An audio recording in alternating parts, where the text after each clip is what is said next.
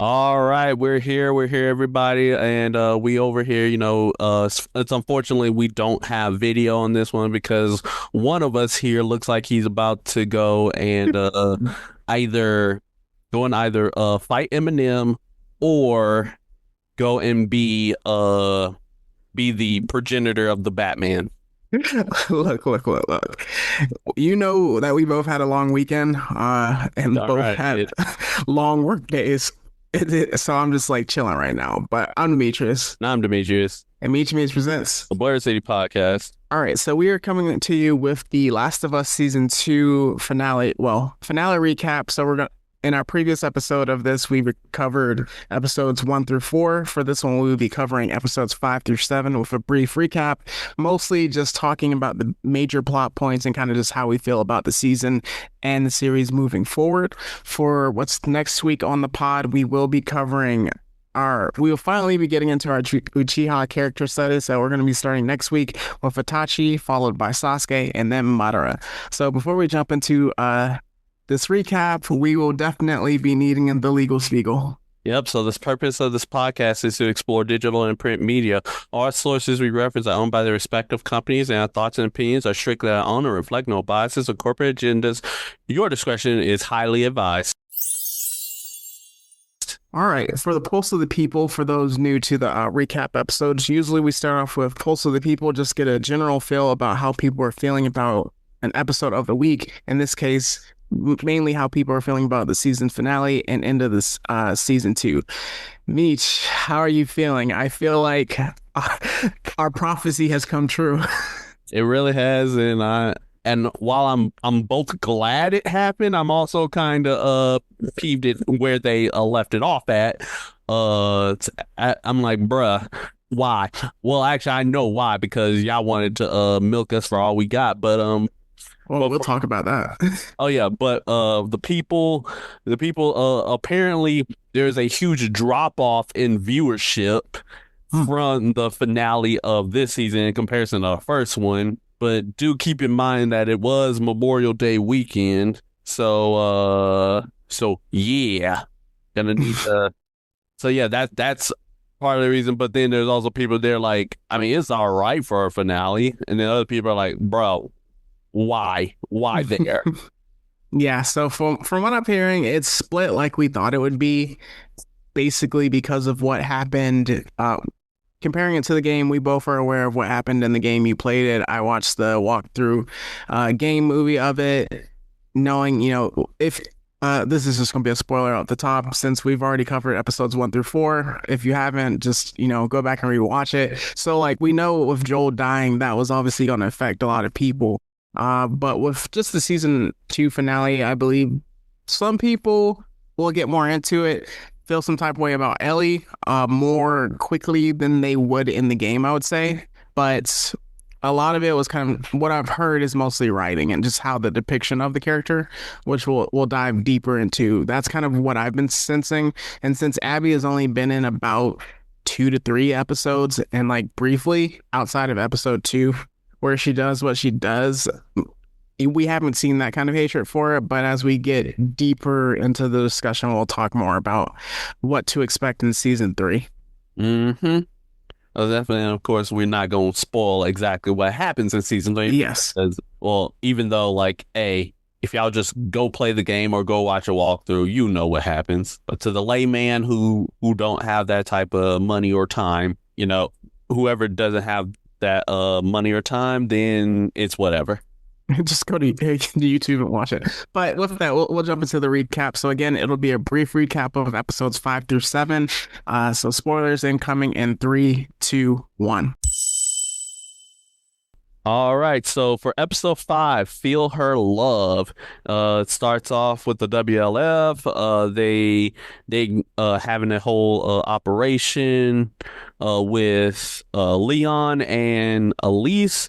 And essentially, they basically say like, "Oh yeah, the cordyceps they've gone airborne. They got spores," which I'm like, which made me realize that, oh wait, they haven't been airborne this entire time. Mhm. Like the spores, which is actually like a huge part of the game, is like, oh yeah, it's just now getting introduced. That's kind of crazy. But yeah, and then you also got, like Ellie and Dina, they're like they realizing that Nora is in Lake Hill, so they going, and as you know, like Ellie is in full bloodlust mode. She ready to kill, but then you also got Dina, who's very understanding of her and of her desire for revenge, especially considering the fact that like, oh yeah, Dina's like, she's ride or die, she's supporting her even though Ellie wants to like push her away and like go back home because I'm seeing all these dead Seraphites and I don't want to bring you in here, especially since you pregnant with our baby. No, it's not her. Which they find out at the end of the episode. Well, which Ellie finds out at the end of the episode. Yeah. So yeah, so they're just going out together. They end up encountering some stalkers in the game warehouse. Uh Ellie was about to die, about to sacrifice herself. And who is saves them but none other than the third member of this love triangle or whatever mess this is, Jesse, as well as Tommy, our new dad. Especially since old dad is kind of gone. Uh, but yeah, so they managed to avoid some WLF. They see some Seraphites disaboweling some people, being very brutal, and then a Seraphite shoots Dino right in the leg with an arrow. Kind of crazy. Jesse, like, he out here telling like, girl, shut up while we trying to get this thing pushed out. I'm like, bro, that is not the reaction you should have. Uh you should do your best to make her calm down. But then it's like all that chaos is happening, right? Ellie finds the hospital. She finds the hospital. She managed to get to Lake Hill. She sees Nora and she got the blicky out. And Nora, like, she immediately go like, hey, I'm sorry about how brutal Joel's death is, but he still had to go though. He still had to go, and they fight for a little bit. They face some infected soldiers, but then which infected Nora with the spores. But of course, Ellie is the immune one, to which she goes like, "Oh, oh, you're that girl. Oh, oh, yeah." And then Ellie reveals that, yeah, I knew all along. I knew all along that like Joel killed everybody to save me, and that like I was the key to saving all of humanity. But we ain't about that right now. Where's Abby? And she goes full Joker on Jason Todd on her. That was cool. Well, we see with the revenge tour that Ellie's on her turning down that path of brutality, similar to what we saw with Abby in a sense. And over the course of the series, we kind of see that parallel, which was always interesting with it. But just like, I believe this is the first time where Ellie gets like super brutal Oh within yeah. the show. Mm-hmm.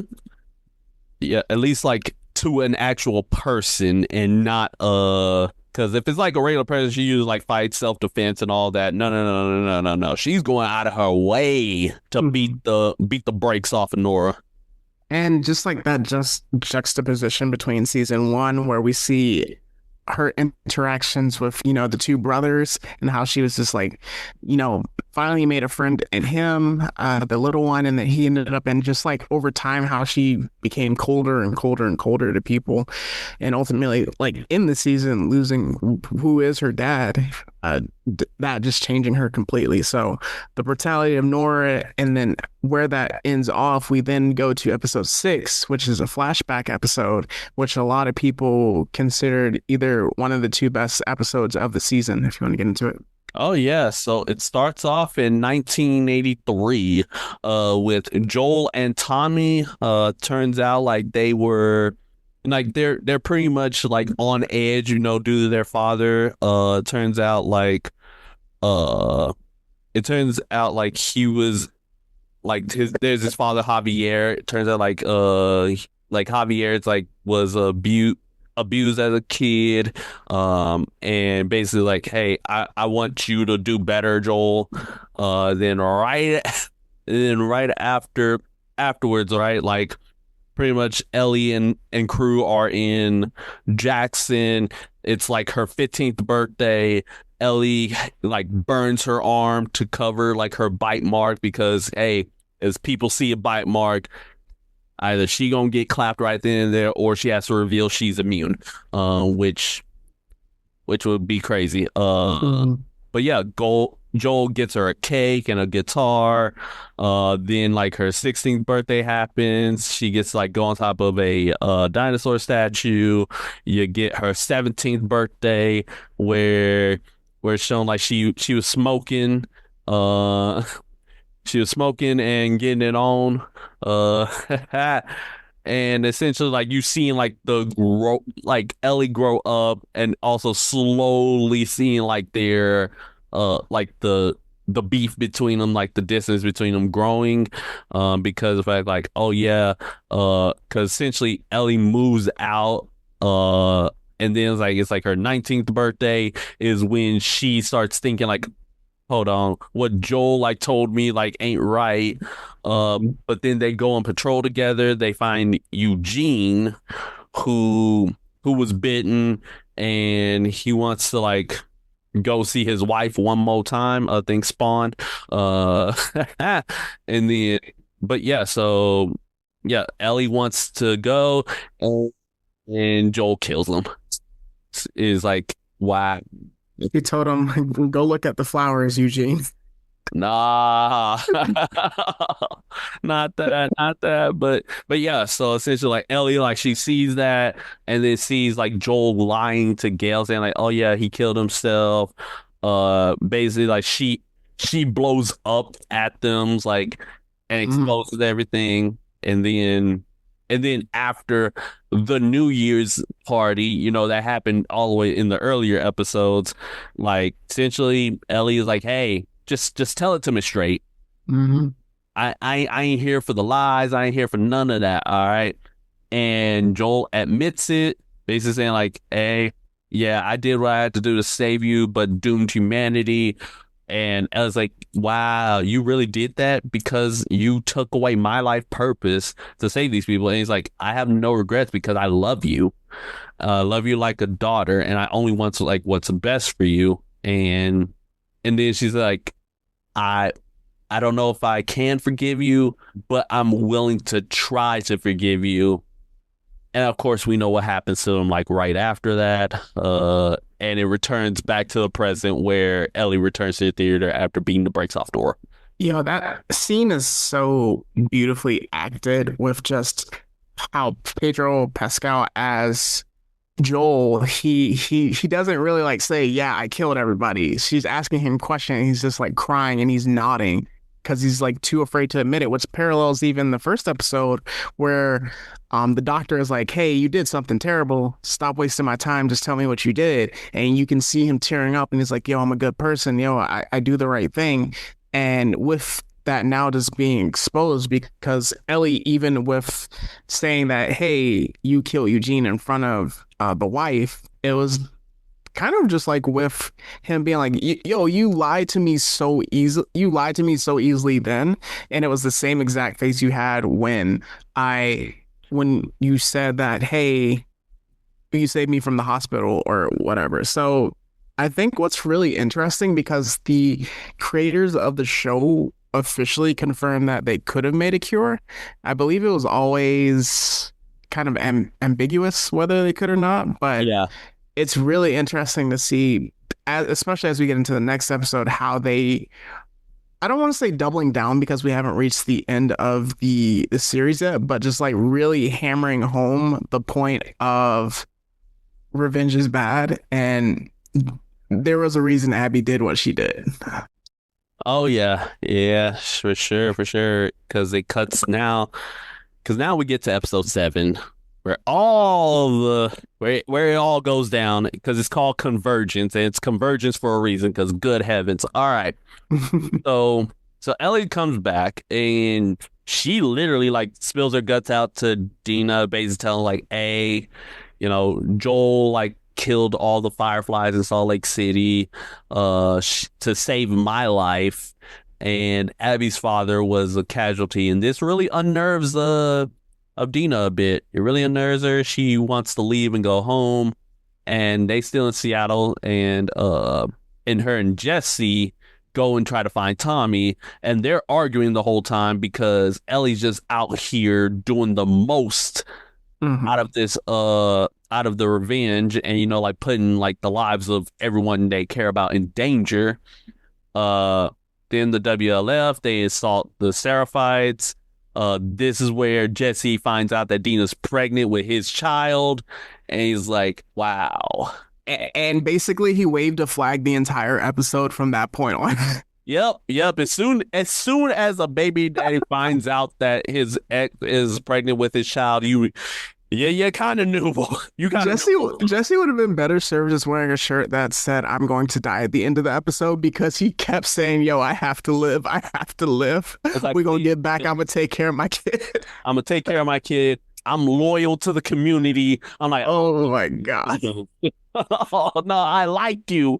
I liked you. Waving the flag. You was a voice of reason out here. Which is crazy that you mentioned that because he said, "Hey, I didn't vote for you, Ellie. I'm glad you made that assumption, but I didn't vote for you because you were a destructive force, which we start to, which not start to see, but what we really see in this episode, where everything you touch gets destroyed in a sense." Mm-hmm. So yeah, they're in Seattle. They find Abby, and like Ellie, she wants to go out for her immediately. So they end up like separating. Jesse going for Tommy. Ellie goes to the aquarium. Uh, the WLF leader, they're attacking the Seraphites. And while there was like a giant wave. Uh, and she and Ellie is pretty much apprehended, but then the WLF attacks and just completely start decimating folks. So Ellie's able to escape in the carnage, but then she finds Owen and Mel. Yeah. And you know what's happening, because Ellie immediately took Owen out. I don't know. Even though Ellie kind of sold the situation because I feel like she let Owen think he was in control instead of establishing control herself of the situation, which was similar with Nora, where it's like she let them talk, do all this talking, and she should have been like, "There is no talking. You gonna do what I say? I'm in control." But she let him, start to ease his way and stuff like that until we get to the shocking tragedy of it all. oh yeah, but also another shocking tragedy is when she shoots Mel, and Mel is pregnant, and Yeah. Mel, like, she's like, hey, save my baby, do a C-section, do what it takes, like, so my baby can survive. And Ellie, she just can't. She's just in shock the whole time. So Mel and the baby are both killed by Ellie. As a C baby, I was like, I did not want to watch that. But that was sad. And Ellie's kind of realization of, oh my God, what am I doing on this path? Because I don't believe she said she wasn't going to kill them. Uh, I kind of believe it if they would have told her where Abby was, though. Yeah. So yeah, probably. Well, because then we did see Owen slowly pull out his gun. She didn't have a choice in the matter, but obviously because all of them are so loyal to Abby, like even with Nora, we saw that where it was just kind of, yeah, I got to do what I got to do now. All right. Well, Tommy and Jesse, they find Ellie, and it's like basically she's like, I'm so sorry, guys. We need to go home. Thank you. Thank you for rescuing me, Jesse. And it's like, oh yeah, absolutely. It's not a problem. Bam. Jesse immediately killed by Abby. Because they heard a disturbance out in the main part of the theater and they both ran out to try to investigate.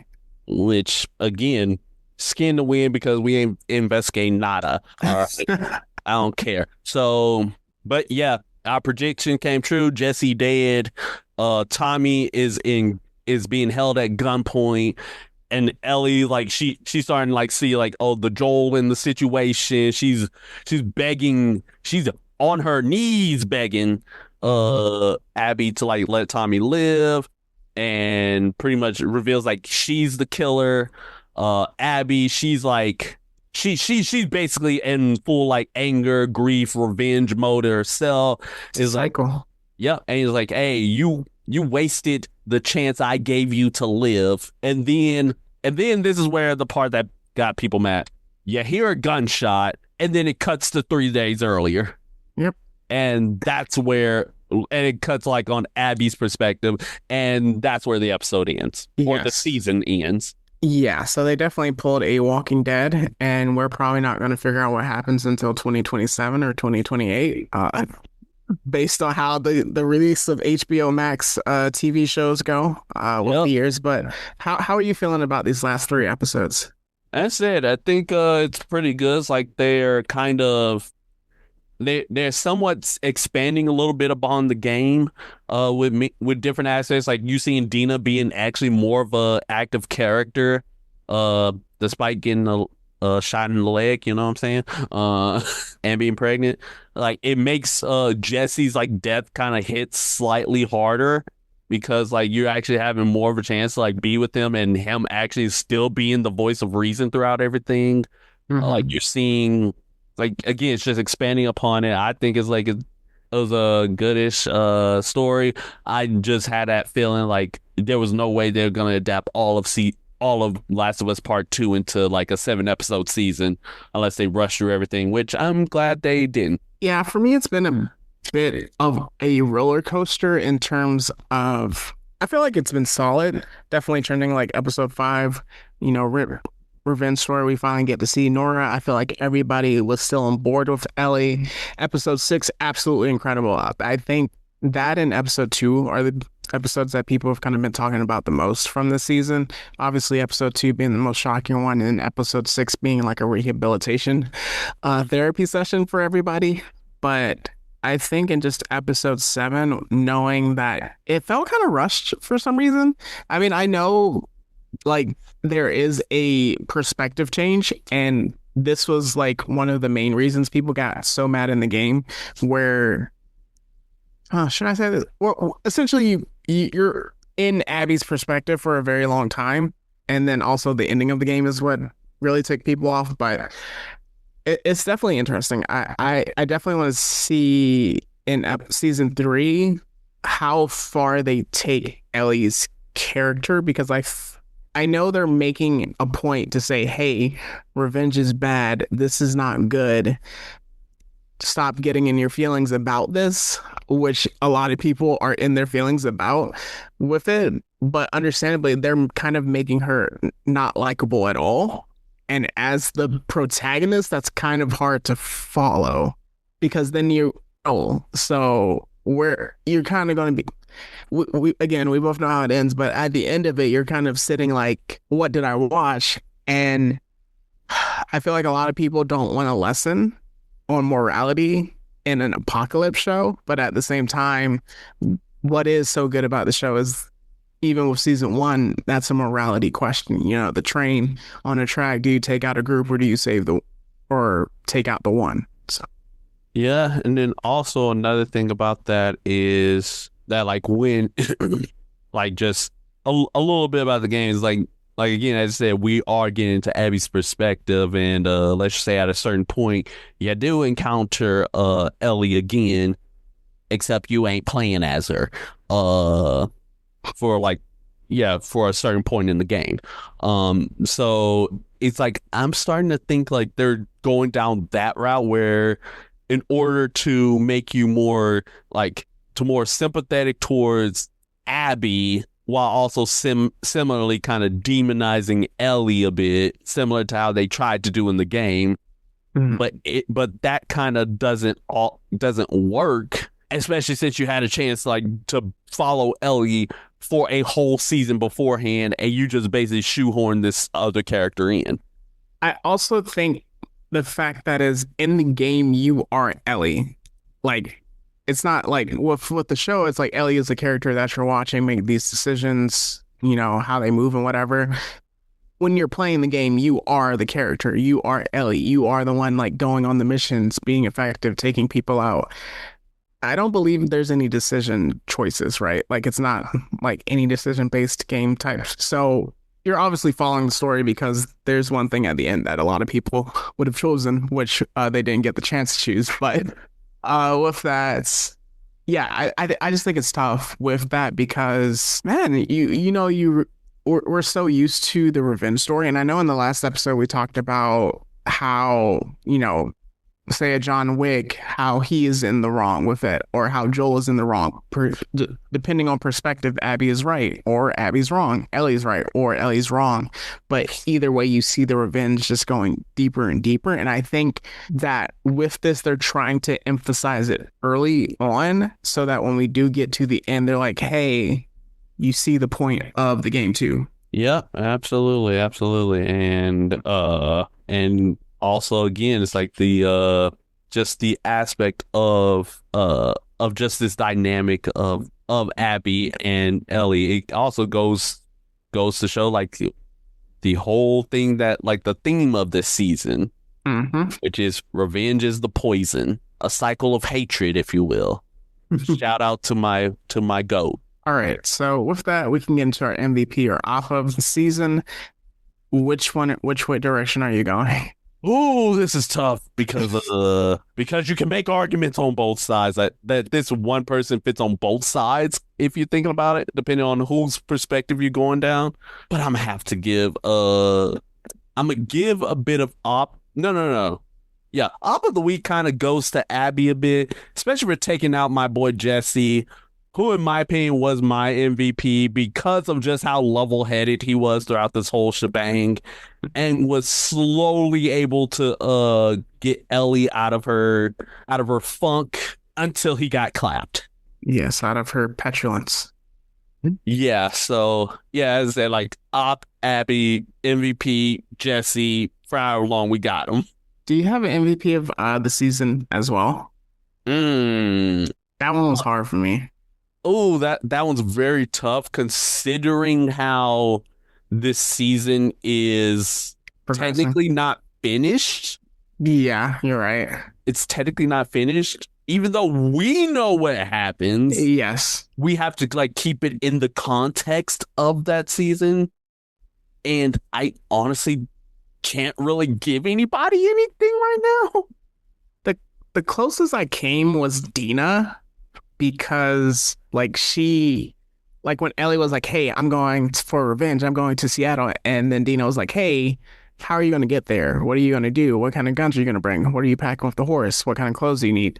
From those like middle episodes up until she got shot in the leg, she was really kind of like down with with Ellie, helping her along the way and progressing. But at the same time, you know, episode 2, she kind of she was kind of like the hostage that was there when Joel, and she kept saying his name, so revealing him, so she kind of sold in that direction as well. But obviously off of the season is Abby. She's the one progressing things along with that.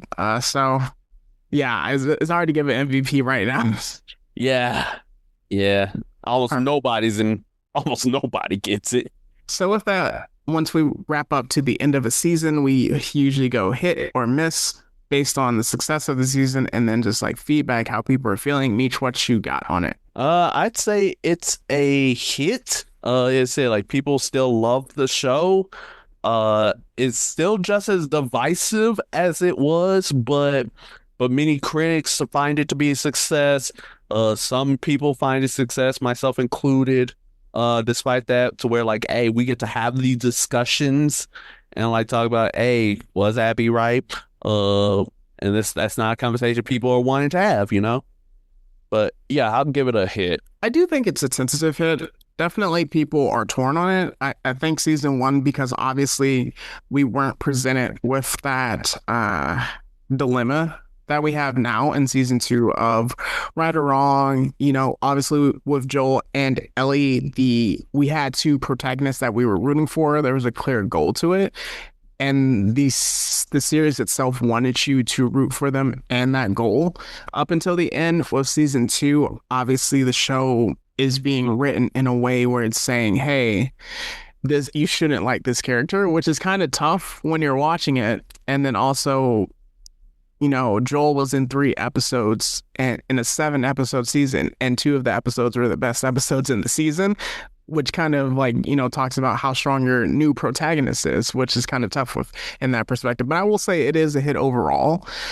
As we transition to our big questions of the week, my thing is how much of the momentum of this show can carry over, because obviously people are going to be carrying this. I know divisiveness is a word that's thrown around a lot, so I don't want to really use that one, but people are going to be carrying around kind of the struggle that we're having right now into season 3, which is going to take probably some time. And then apparently it's going to wrap up in 4 seasons, like at minimum. So that means they're going to stretch season 3, the part that people were really mad at, a long time. Oh no! That just changed up my big question immediately. So we're getting a 3 season revenge arc when we're already kind of off board after. Well, not off board. We're kind of rocking the boat as Ellie was by the end of season 2. Oh goodness! That news kind of hurt. All right. So here's my thing, right? My main question is, or like big question is like, all right, once the perspective shifts to Abby for a very, well, for now, what seems to be a very extended period of time, is it going to help or hurt? Is it going to either help people see her point of view, or are people just going to be like, screw this girl, give us more Ellie, we want to see Ellie break your kneecaps? But it's funny, I think a lot of people are already in their camps with it, one way or the other, especially if you played the game and you felt some type of way about the game, or if you actually loved how they progressed about it. So I feel like people are in their camps that way and aren't going to be easily swayed. So then you're going to potentially have people hate watching season 3 and season 4. But I do think that with season 3, they're going to try their best to make Abby a relatable and human character that you sympathize with. Ooh, that's going to be wild. Like, I think they're going to go way out of their way to do that. So with big picture view and kind of predictions, since you played the game, this next part with the season 3 with the perspective switch, I didn't really see. There are some things I'm tangentially aware about, but I just kind of don't really know it. Big picture view, it just goes back to the point where I really do think they try to make Abby a sympathetic character, where by the end of the series, if they end season 2 in the series where the game ended, okay, this makes sense. I do think they're gonna really try to do that. Yeah, and then also it's like with Abby's perspective, there's got to be an introduction of a certain character that kind of like helps kind of like ease things with Abby. But then like at a certain point, like I mean, you've seen it, but there's like a point in the game where Ellie out and out looks like to be the one in the wrong. So like again, like at least like in terms of big picture, like that going to like truly help, or is like that's only going to like hurt the show's ratings more because of the fact like, oh, you're making like my main character unlikable, because it happens in comics where like, oh, why'd you make like my character like the most unlikable one here? Look at you, Green Lantern, or Reed Richards. Or Reed Richards, or even in anime, you've seen like Light and Death Note, yeah, and his descent into madness, or Lelouch, even though it was all part of his plan. Yeah, but yeah, it's like I guess time will tell us. See, like, or Aaron Yeager, except Aaron Yeager did nothing wrong. Sorry, Another sorry. episode. Sorry. I had to get them in there somehow. But yeah, it's just that angle of it. Dang, I was really about to have the Aaron Yeager discussion because I feel like a lot of people, he was not unlikable even until he did what he did. We understood his perspective the entire time. So, but yeah, just even with Ellie. But so yeah, I think that's the big picture view. So anything else you got on Last of Us season 2? No, I think we covered it pretty well. Perfect. So with that, we are going to transition into the what's hot. So that's what's popular or new in anime, movies, television, TV shows, gaming, and the like. So Meech, what you got? All right, so besides the usual, like anime of, Daima completed their dub, to which they also released DLC in Xenoverse 2, which is kind of crazy, of Super Saiyan 4 Daima Goku and Super Saiyan 3 Vegeta. We also have, right, we have our One Piece.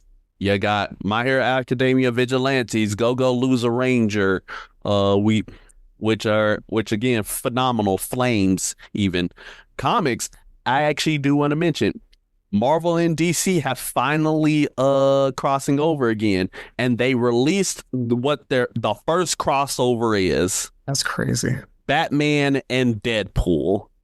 Good Lord, is that about to be one of the craziest one shots? That's going to be insane. Because you already know Batman does not jive well with people who talk too much. Exactly.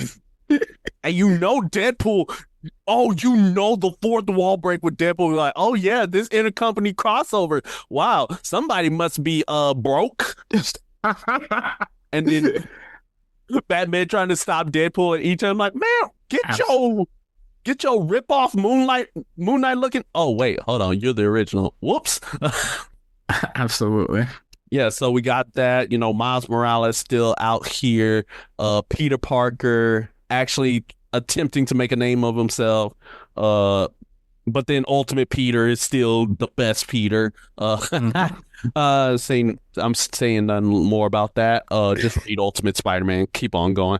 You got the Spider-Verse versus the Venom-verse. Yes, you got the two verses of a symbiote verse and the Spider Verse. They colliding for a crossover, in which they're fighting each other.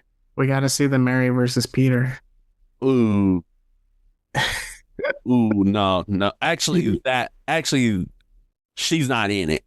Really? No. It's like 5 symbiotes and then 5 Venoms and 5 Spider people, and none of them are Mary Jane. Interesting. Which I'm like, oh, thank you. But then one of them is actually an Eddie Brock from an alternate future where he was the King in Black and then just straight up returned to being Venom. I'm like, I want you. Please. I'm like, please, I need you. I don't care if you came from a universe where Spider-Man died while you was the King in Black. Honestly, I think that might have been better. But Marvel ain't gonna go for it. But yeah, moving on. Spawn be spawning. All right, keeping it pushing. We got ourselves in the movie sphere. The Badlands. Yeah, them Badlands is coming up soon, and I'm here for it. We saw Final Destination 6, New Trauma. New Trauma appeared. Generational trauma. Yes. Where's my penny at?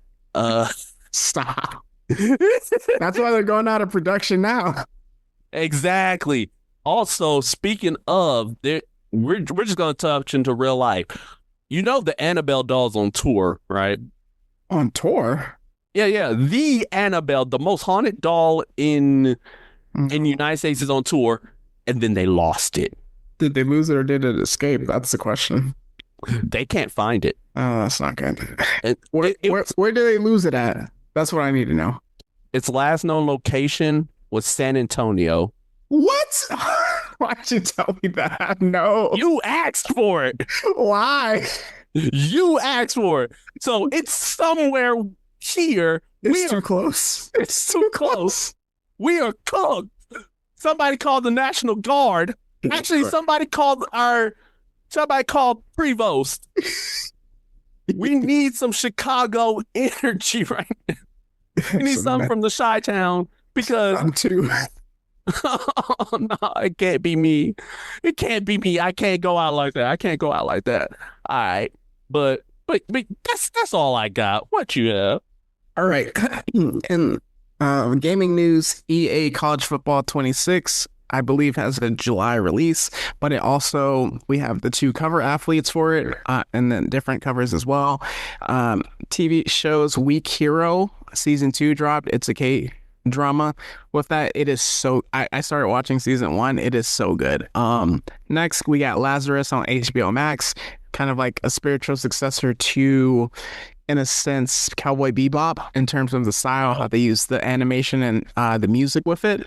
Next, Netflix has on Friday, May 31st, or no, Saturday, May 31st, whenever the May 31st is, they have like a To Doom festival with that. So they're going to release a lot of different trailers, release dates. I just saw the One Piece season 2.